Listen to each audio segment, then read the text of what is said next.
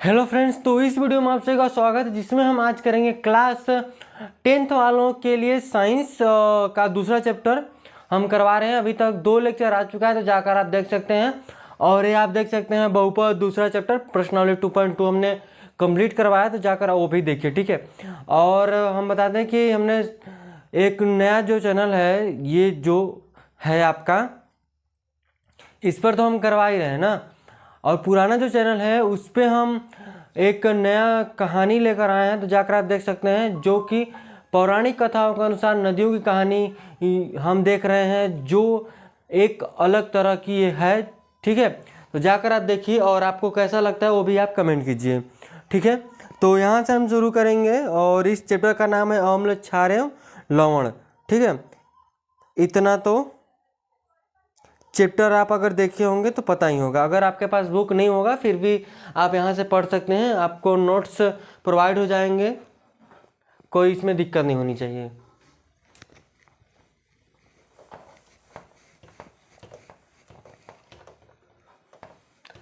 हम देखिए इतना एकदम आराम आराम से भी पढ़ेंगे ना, अगर 20 मिनट भी अगर एक लेक्चर हो जाएगा डेली का, फिर भी हम आसानी से समय पे ख़त्म कर देंगे और रिवीजन भी बहुत अच्छे से कर लेंगे। अगर आप डेली पढ़ते हैं तब आप ये सोचेंगे कि पेपर आएगा तो पढ़ेंगे, तो वो पेपर के समय ही तो ख़त्म कहानी हो, ठीक है। अध्याय कौन सा है? अध्याय 2, अम्ल, क्षारक एवं लवण।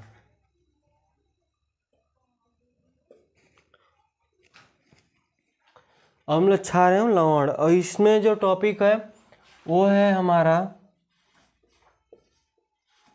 अम्ल वह क्षारों के रासायनिक गुण। अम्ल व क्षारों के रासायनिक गुण। तो इसमें हम रासायनिक गुण देखने वाले हैं, जैसे कि धातु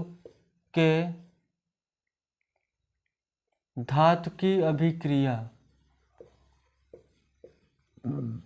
ठीक है। धातु की अभिक्रिया करवा रहे हैं, जो कि एक बार किसके साथ करवाएंगे? अम्ल के साथ, और हम एक बार करवाएंगे क्षार के साथ, ठीक है। जैसे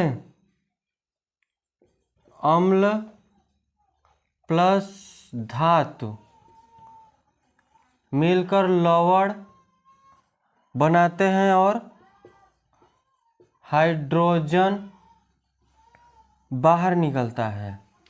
और यहाँ पर क्षार प्लस धातु, क्षार की क्रिया जब धातु के साथ करवाते हैं तो यहाँ भी लवण बनता है, ठीक है। और यहाँ भी हाइड्रोजन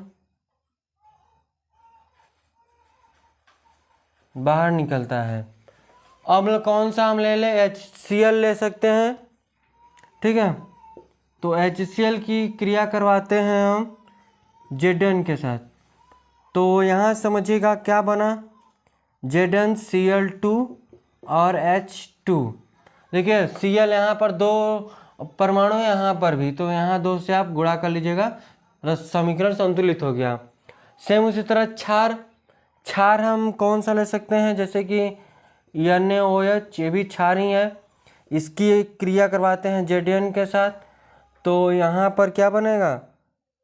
Na2ZnO2, ठीक है। और यहाँ H2 बाहर निकल गया, ठीक है। तो यहाँ 2 से हम क्या कर सकते हैं? मल्टीप्लाई कर सकते हैं, ठीक है। समीकरण क्या हो जाएगा? संतुलित हो जाएगा। तो ए तो हुआ किसके साथ अभिक्रिया, क्षार के साथ अभिक्रिया और अम्ल के साथ अभिक्रिया। किसकी गुण देखे हैं, अम्ल एवं क्षारों का रासायनिक गुण। समझ में आया ना,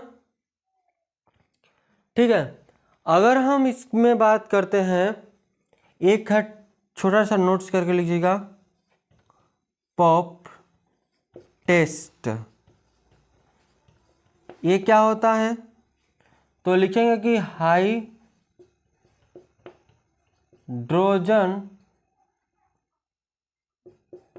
गैस से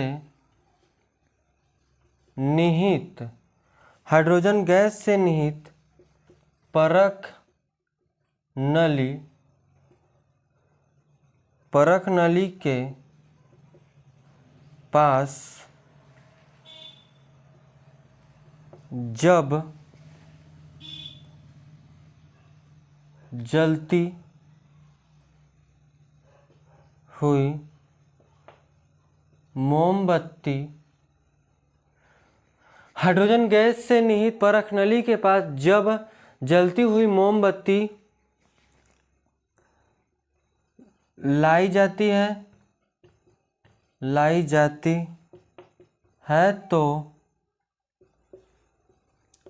पोप की ध्वनि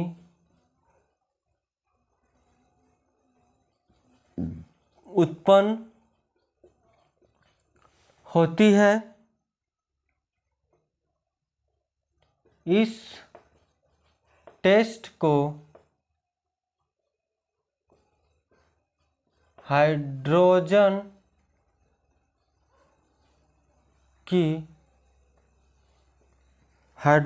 की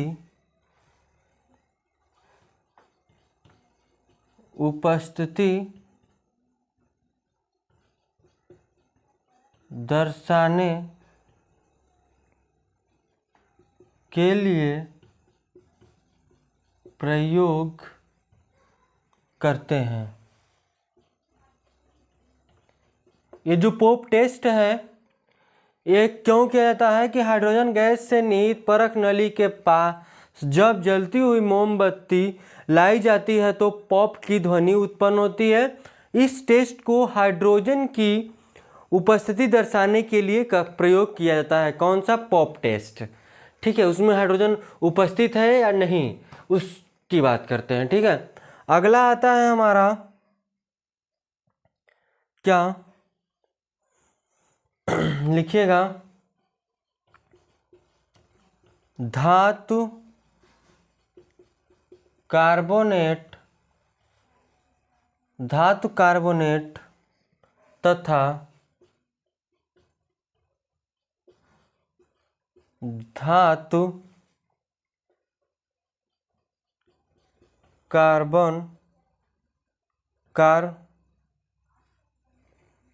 धातु बाई कार्बोनेट की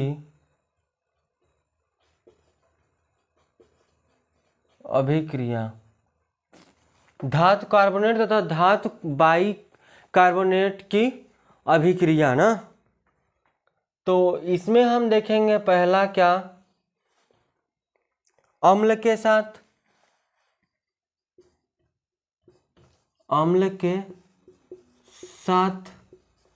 फिर हम यहां देखेंगे किसके साथ, तो क्षार के साथ, अम्ल और क्षार दोनों के साथ, ठीक है।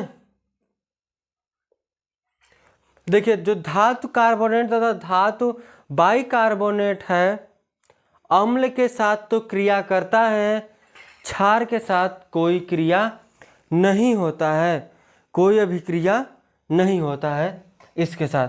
तो इसके साथ जब अभिक्रिया होता है तो यहां पर लिख सकते हैं कि कोई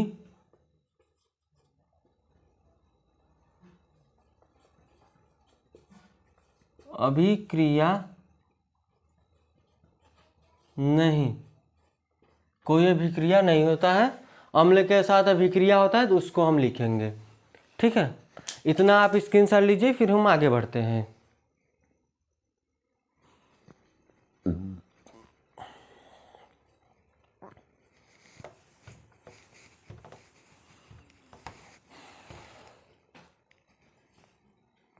जैसे अगर अम्ल प्लस धातु कार्बोनेट, अम्ल प्लस धातु कार्बोनेट,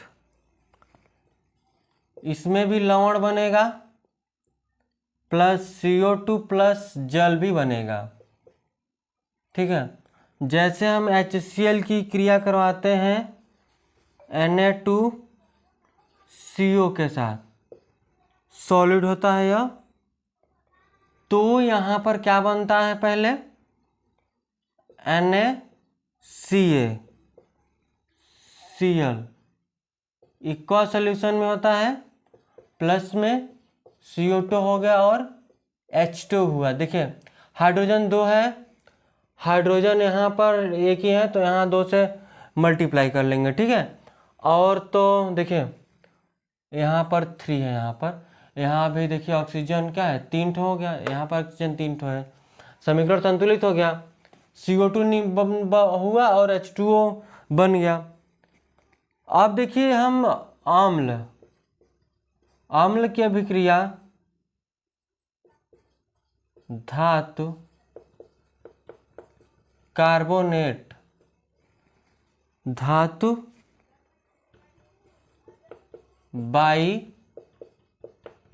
कार्बोनेट, धातु बाई कार्बोनेट के साथ करवाते हैं, तो जिसमें लवण बनेगा प्लस में CO2 प्लस में जल बनता है। ठीक है, इसमें भी वही काम होता है, तो इसमें भी अगर HCl हो गया, NaHCO3, ये भी सॉलिड होता है, तो यहाँ से NaCl इक्वा सोल्यूशन बना, फिर CO2 बाहर गैस और H2O यहाँ पर देखिए ऑक्सीजन 2 और 3 हो गया, और यहाँ से हाइड्रोजन 2 है तो यहाँ पर 2 से मल्टीप्लाई कर लेंगे। ठीक है, हाइड्रोजन इस साइड देखिए 3 ठो है, कितना है, 3 ऑक्सीजन है, हाइड्रोजन है 3 ठो, तो कोई बात नहीं है। ठीक है, इतना क्लियर हो गया, क्योंकि हाइड्रोजन 2 है ना, तो इधर भी तो ऑक्सीजन 2 है, एक हाइड्रोजन 2 है, एक और उधर 2 ठो हो गया। समझ में आया? हमने धातु कार्बोनेट तथा धातु बाई कार्बोनेट की अभिक्रिया करवाया किसके साथ, अम्ल के साथ।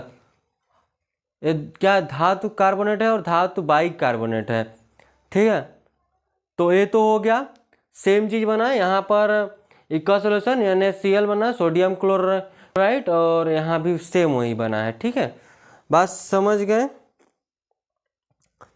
तो हम आगे बढ़ लेते हैं।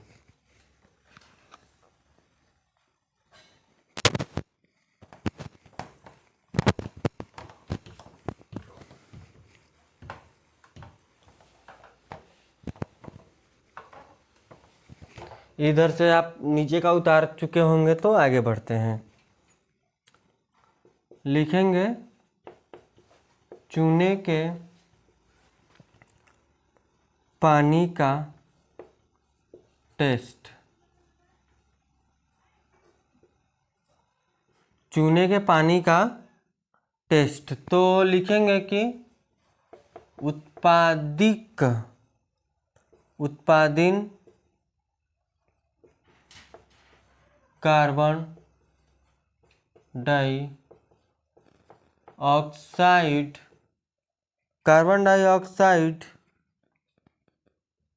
को चूने के पानी से प्रवाहित, देखिए उत्पादित कार्बन डाइऑक्साइड को चूने के पानी से प्रवाहित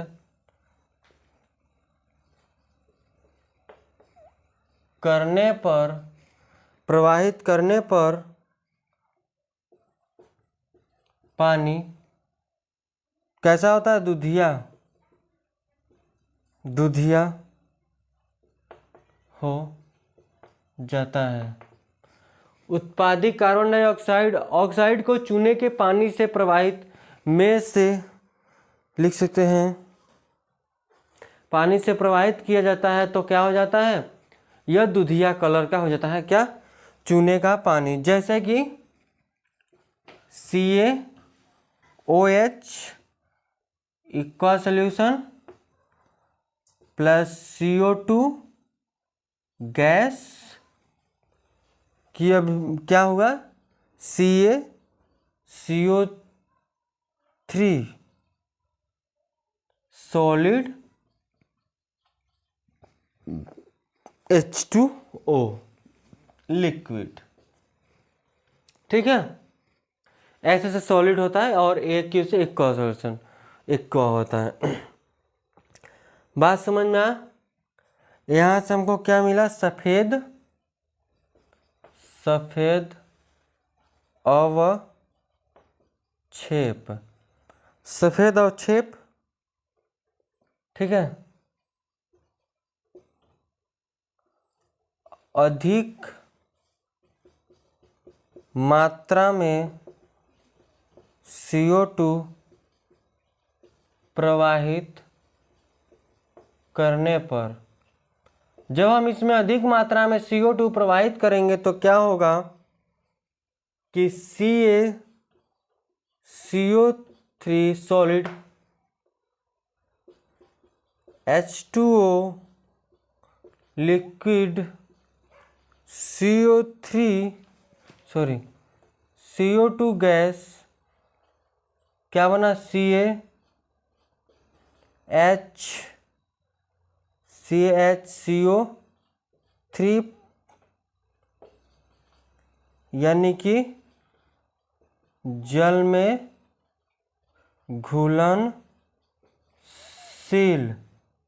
जल में कैसा है? घुलनशील है। ठीक है, इतना चीजें समझ में आ? क्या क्या चीजें हो रहा है? चूने के पानी का टेस्ट क्या है कि उत्पादित कार्बन डाइऑक्साइड को चूने के पानी से प्रवाहित करने पर पानी दूधिया हो जाता है, CaOH है यह।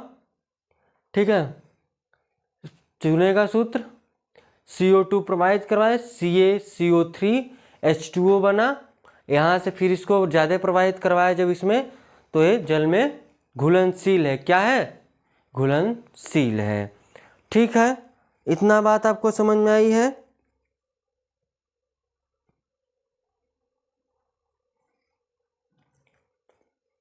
तो जो नेक्स्ट टॉपिक होने वाला है वो है अम्ल एवं क्षारक की परस्पर अभिक्रिया। तो जो है ये हम नेक्स्ट वीडियो में देखेंगे, अम्ल और क्षारक की परस्पर अभिक्रिया। आज के लिए बस इतना रखेंगे। आप डेली हमारे साथ बने रहिए, आपको सब चीज़ें प्रोवाइड होती रहेंगी। अगर आपको हैंड रिटन नोट चाहिए तो उसके लिए भी आप कमेंट कीजिएगा। ठीक है, अभी हम उसमें नहीं प्रोवाइड करवाए हैं किसी भी वीडियो में। अगर आप किसी में कमेंट करते हैं तो हम प्रोवाइड करवा देंगे। ठीक है, तो चलिए आज के लिए बस इतना रखेंगे। धन्यवाद।